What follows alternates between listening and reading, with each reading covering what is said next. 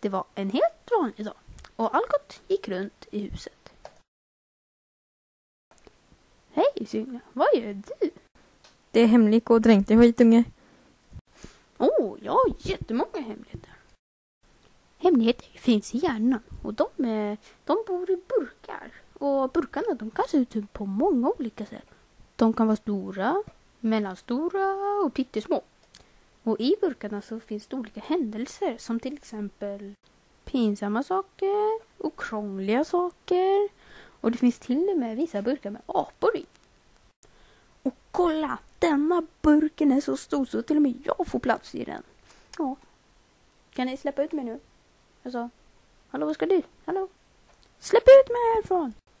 Ja, men den mest hemliga och hemligfullaste hemligheten, det är...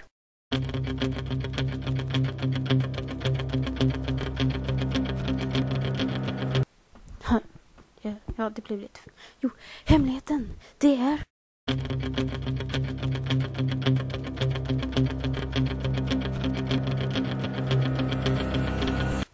Va? Alltså, ja, hemligheten, det är...